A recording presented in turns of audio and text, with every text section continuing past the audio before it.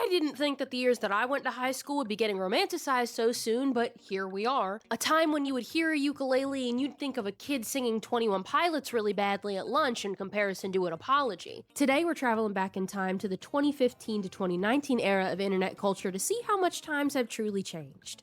Just found out I'm chopped, and also unk, so...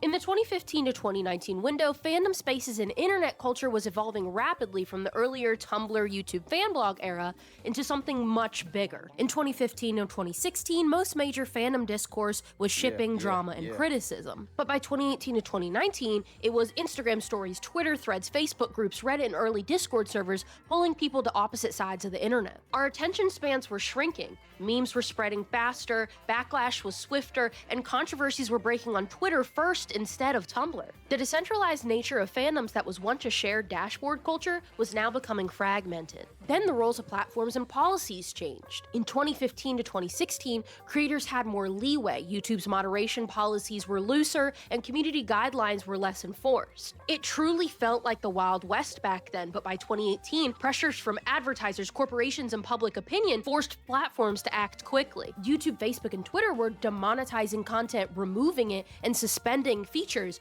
also making policies around hate speech and harassment more spelled out for people. The way that fandoms police themselves on shipping, representation, and problematic content also changed at the time. On Tumblr, when someone in a fandom said something offensive, usually related to race, gender, or sexuality, this resulted in call-out posts and sometimes massive blow-ups. This was a really formative period at the time that we now think of as cancel culture, especially in fan spaces where visibility was real high and moral conflicts were intense. Bro, just go, bro. Right now, hurry up. Hold on, do it. Yeah. Oh my god. 2015 felt like the last huge year where everyone on the internet hung out in relatively the same spaces. Tumblr dashboards were overflowing with super Hulock posts, pastel Undertale mood boards, and reblog chains that were so long you just had to refresh the page. Vine was very much still alive and thriving, Twitter was for fandom live tweets, and YouTube comment sections doubled its after parties for every single upload. If you were deep in a fandom, you knew the same inside jokes as everyone else because everything funneled through a few hubs of the internet. At the time, YouTube, Tumblr, Twitter, Reddit, and Vine were the main apps that everyone used. Tumblr was the central station for shipping, memes, fanfiction, fandom drama, everything. YouTube is where creators posted long vlogs, let's plays, dramatic animatics, and comment sections and Twitter reblogs carried on those discussions. Memes were usually Vine related, and they hadn't achieved the level of brain rot that we have today, unless you include YouTube poops, which I do, but they weren't very common in this era. Reaction images and GIFs became really big in 2015 thanks to Instagram and Twitter. A meme at this time could start on Vine, get remixed into Tumblr GIFs, referenced on Twitter, and maybe make it into a YouTube video eventually, but this is when memes actually lasted a month or two before they died off. 2015 obviously had its memes come and go. It was the dress, white and gold or black and blue. This also dominated Tumblr and also made it to mainstream media, which was very uncommon at the time. Left Shark from the Super Bowl halftime show was a big one. What are those? Why the fuck you lying? Dat Boy started trending on Tumblr this year, but it wouldn't start going to other social medias until next year, so we'll circle back on that. John Cena and Pepe were also everywhere this year, Pepe being used either very lovingly as a reaction image or as a Nazi dog whistle. There's no in between. There was a few bigger incidents that happened this year, one of which being the start of the YouTube adpocalypse. Advertisers were starting to pull back, demonetization fear was in the back of everyone's mind, even if it came full force later. Creators were getting worried that their content was going to be suppressed or monetized less because of the standards of advertisers. But one of the biggest fandom incidents of 2015 was the deletion of Fandom Wank. Fandom Wank was a live journal community created in the early 2000s with documented discourse going all the way back to 2001. Fandom Wank documented years of fandom discourse and meltdowns and ridiculous internet drama, which for me felt like the end of a very specific era of online culture. From the beginning of the 2000s to the early 2010s, Fandom Wank acted like a drama deep dive for fan communities, archiving flame wars, ship wars, plagiarism scandals, and the kind of petty arguments that only made sense if you spent hours on fanfiction.net or on live journal communities. Girl, it was messy, it was snarky, but it also served as a running chronicle of how fandoms organized themselves in the days before Twitter threads and Discord receipts. Lord, I'm squeezing the fuck out of him! When the mods announced in 2014 that they would be shutting down and inevitably deleting in 2015, longtime followers treated this like a historical loss. I mean, you gotta think, this is the fandom equivalent of the burning of the Library of Alexandria. This is a huge slice of fandom history, jokes, receipts, inside references vanished with a single decision. I mean, the deletion was partly practical, partly cultural. LiveJournal itself had been losing relevance for years, especially after ownership changes and concerns about Russian servers and privacy. And at the same time, attitudes of public shaming had started to shift here and there. What once felt like harmless, ironic commentary started to look mean-spirited in a growing internet that was finally taking harassment and call-out culture seriously. Mods also cited burnout, changing internet norms, and the migration of fandoms to other platforms like Tumblr and Twitter as reasons to let it go. In a way, Fandom Wank's disappearance symbolized fandom culture's move from big, centralized spaces into these fragmented, smaller communities that we have today, where drama still happens but receipts vanish as fast as a deleted tweet. Here's to an even filthier 2016, because oh boy, oh fucking boy. 2016 was the beginning of the end, so to speak. Fandom life was straddling two worlds, Tumblr still reigning hub for fan art, discourse, and aesthetic curation, but Twitter was rapidly becoming the place where fandom news broke first. Instagram had just started its pivot to stories, but it wasn't the fan community driver that it is now. TikTok was obviously still Musical.ly, and Discord servers were silently multiplying. Compared to now, it was a much slower internet. Threads could go viral. Virality was still a thing at this time. Callouts traveled mostly through reblogs or long tweet threads, and memes were still more text-heavy. 2016 had no shortage of fandom drama, to say the least. And the Yuri on Ice premiere was this year. It sparked a shipping frenzy, girly pops. It pioneered huge debates over queer representation that rippled through Tumblr and Twitter for months. Oh, and the Homestuck fandom. Yeah. April 2016 was nearing the end of Act 7, and that triggered massive live blogging parties and inevitable ship wars. K-pop fandoms were also ramping up their global presence, bringing it to America. BTS's 2016 album Wings came out this year and released a new wave of international fans. BTS's release of the album Wings definitely set the stage to dominate Twitter trends for years. Obviously, they have multiple Fortnite emotes. Also, Trump got in the office this year. Meanwhile, meme culture was still trying rapidly to change. Dat Boy finally hit other social media platforms, and Harambe got. Evil Kermit and Arthur's Fist were still doing really well. Text-formatted memes were still going crazy. And then the Mannequin Challenge came straight out of Vine and Instagram and was quickly adopted by celebrities, sports teams, and various teachers, making us do it for a grade. The Mannequin Challenge just proved how mainstream memes were becoming. Compared to today's ultra-polished, algorithm-friendly TikTok trends, these memes were very low stakes and community-driven. Anyone could screenshot, caption, and join in without needing video editing skills because those tools weren't as accessible back then. I also forgot to mention our Yemo era, 21 Pilots, Fall Out Boy, Panic at the Disco, Melanie Martinez. It was a lot. In hindsight, 2016 feels like a hinge point. The culture was fast and participatory, but hadn't yet hit the virality of TikTok or monetized fan economies of the 2020 stan Twitter. It was the final breath of a text and image-driven internet. My back! My back! Back at it again at Krispy Kreme. By 2017, the center of gravity for fandom culture was shifting, and fast. Things were snowballing. Tumblr was still in, but Twitter had clearly become the place where trends sparked first. Discord servers were now standard for private fandom chats, and YouTube was leaning harder into algorithm-driven recommendations, creating the recommended rabbit hole that we know today that helped micro-fandoms thrive. Vine shut down in January of 2017, and this felt like the end of a certain kind of chaotic short-form humor that we knew at the time. Even as the biggest creators on the platform were scattering to YouTube and Instagram, they were unknowingly planting the seeds that would later become modern influencer culture. There were a few relatively large fandom moments that happened in 2017. One of the loudest were the Voltron ship wars, which escalated into harassment campaigns after the season hinted at a controversial ship. Fans were clashing over Sheath, which is Shiro and Keith, while also fighting for Clance with every bit of power they had. They were crawling, they were scratching. Some artists reported doxing and threats simply for drawing certain characters together.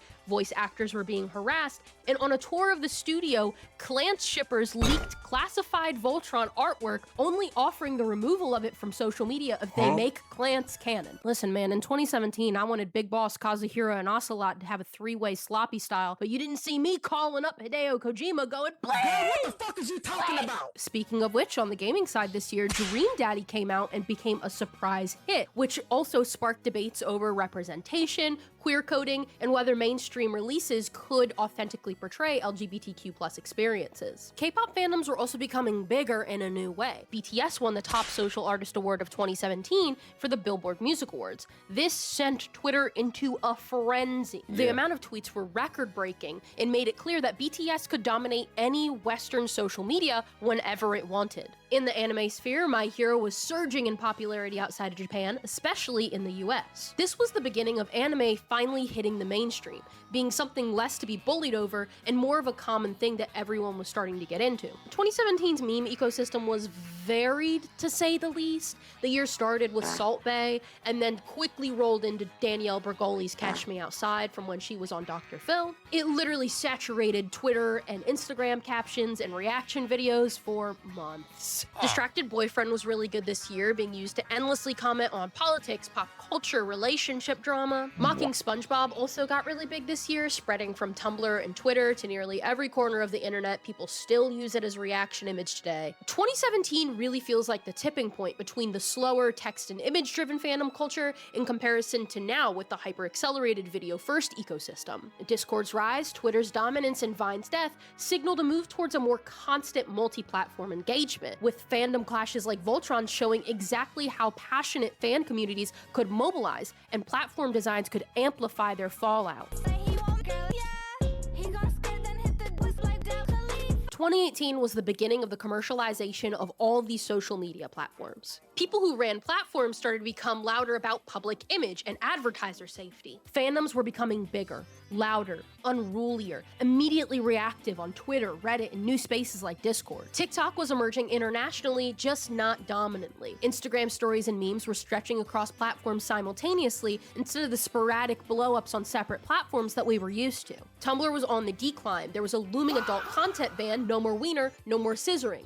It was announced in December. The adult content ban completely gutted the site's user base and drastically changed fan activity. Twitter had reached the top of the pyramid and had become the king of the fandom spaces. People could blow up overnight or cancel someone overnight. Meanwhile, YouTube had shifted into algorithmic dominance, fueling new kinds of fandom and micro-communities and around commentary channels, lifestyle vloggers, storytime animators, let's players, everyone. Instagram moved from being a polished photo-sharing site to being super influencer-heavy, with stories and fan accounts popping up everywhere. The biggest seismic shift at this time was TikTok. It was still considered cringe in some communities, but it was rapidly attracting a younger audience who built micro-communities around these sound trends and edits and lip-syncing. Memes in 2018 were dominated by short video clips, lip-syncing, audio memes, remixable content, and trends anyone could participate in. Fandom culture wasn't just about posts anymore, it was about short-term performance.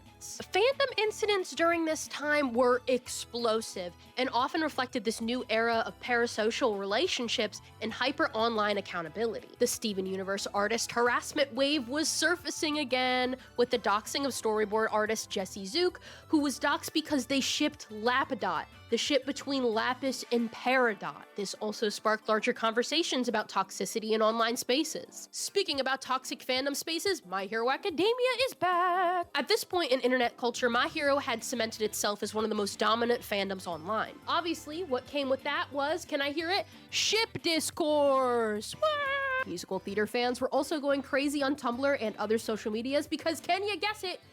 Ship discourse! Hamilton, Be More Chill, Heathers, Dear Evan Hansen, Newsies, if you were shipping anyone from these musicals, you were gonna receive a death threat for it. Other than Michael and Jeremy, there were people who were like, oh, but what about Christine and Jeremy? What about Rich and Jeremy? But everyone was like, oh, Michael and Jeremy, and they were both boys. Outside of traditional fandoms, the influencer world saw Massive shifts. I mean, Logan Paul's Suicide Forest was this year. Also, TanaCon was in 2018, which was an absolute shit show, leaving thousands of fans stuck outside in the blazing heat when not getting a big enough venue for her convention. One of the most devastating implosions in the influencer world in 2018 was when Cry got called out for, you guessed it, grooming minors. Had to have at least one. The last upload on his channel was from 2020 when he finally apologized, where he didn't apologize, went into the comment section, apologized, and then said he'd make a real apology video, and we haven't heard from him since. YouTube Rewind 2018, it became the most disliked video ever of all time on YouTube. Most fans felt it misrepresented what creators and fans really cared about on the platform. It excluded large creators, it felt super corporate and out of touch, choosing to include celebrities over the creators on the platform. The backlash was huge. The video was unmemorable, and this inevitably led YouTube to stop doing these altogether. Surprise Pikachu and Is This a Pigeon were really big this year, showing that text-based memes could still thrive on the platform. Do You Know the Way, Tide Pods, T-Series, This Is America, Markiplier E, My Love, The Hit or Miss Girl, Nyanya cosplays. There's so much shit that happened this year. It was hard to keep track of at the time. Memes were still lasting a few months, but there were so many. It was a lot. This was the beginning of memes branching into different subsectors of the internet. For example, you could like the In My Feelings challenge but not know Markiplier E, but you could also know Hit or Miss and getting gnomed. This marked the beginning of chronically online culture, separating individuals based on the amount of internet culture they're in tune with. If you don't know this meme, then you're a normie. If you do know this meme, then you're not. Anime is an important part of our culture! Aw, look at him tremble. He's gonna burst a blood vessel because I dissed his wife.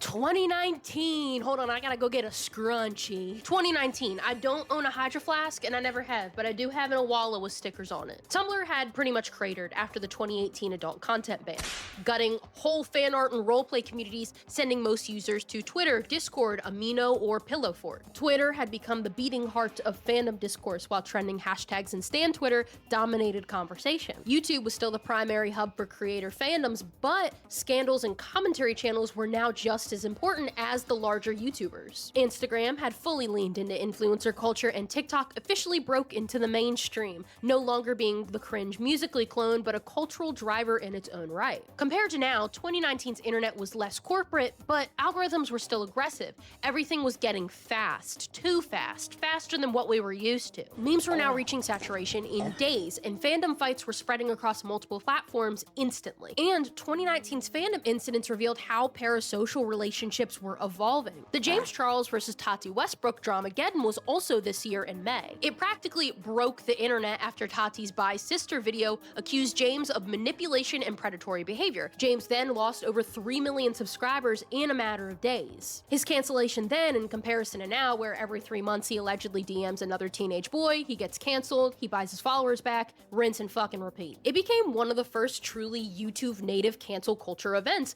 unfolding almost like a serialized drama across videos, tweets, and live streams. On the K-pop side, BTS still continued their global dominance, but in 2019 saw controversies in the industry. The Burning Sun scandal in Korea exposed corruption and abuse, and international fans grappled with how much responsibility they had amplifying and shielding their idols. My Hero Academia discourse was starting to ramp up and spiral because the fake My Hero fan breaks into a zoo to have sex with frogs incident happened that year, which didn't happen, but I don't know how people believed it. I digress. At the same time, fan conventions were changing. VidCon 2019 became a flashpoint after creators like Emma Chamberlain, Ethan Nestor, and other rising influencers dominated attention. This was like a generational handoff from the 2014 to 2016 era of YouTubers. Fandoms were beginning to fracture into legacy fan bases like Markiplier, Dan and Phil, and Tyler Oakley. TikTok-fueled fandoms with new creators like Charlie D'Amelio were absolutely skyrocketing. Speaking of VidCon 2019, we also need to talk about TwitchCon 2019,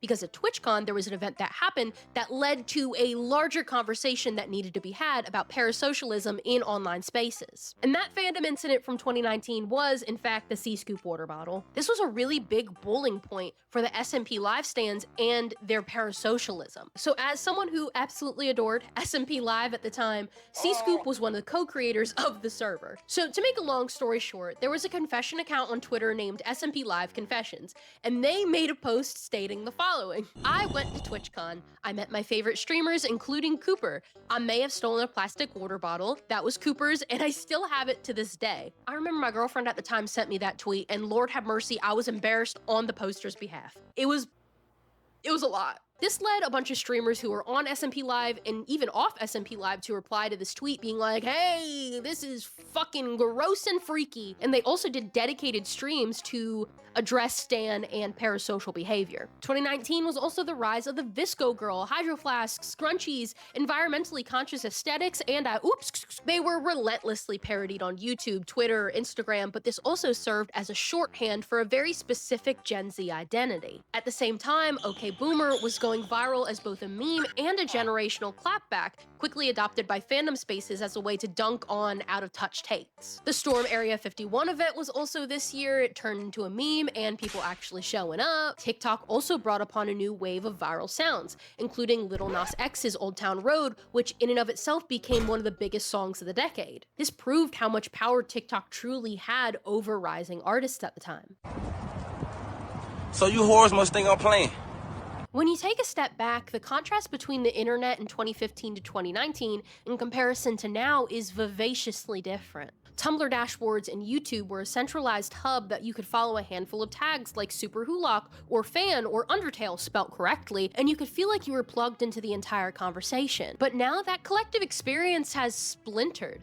TikTok trends burn through a fandom within hours instead of weeks, memes barely last days before they die, and big discussions live in private Discord servers, curated subreddits, and stan Twitter threads that vanish into the algorithm almost as quickly as they appeared. The power dynamic has shifted too. Creators and studios have learned to harness fandom culture with livestream Q&As, behind-the-scenes TikToks, and official Discord servers mean fan engagement is baked into the marketing from day one. Call-out posts have evolved to cancellation, but the moral debates and Tumblr essays of 2015 have became coordinated campaigns on multiple platforms. But also there are clearer conversations about parasocial boundaries and taking accountability for your actions. What once used to feel like one giant weird sleepover now feels like a constellation of micro-communities. The obsessive shipping investigations, the multi-fandom crossovers, and the slow burn theory posts aren't gone, but they're scattered across platforms and professionalized by the same people who used to ignore them. The heart of fandom culture is still there, but it's less about a single dash that everyone shares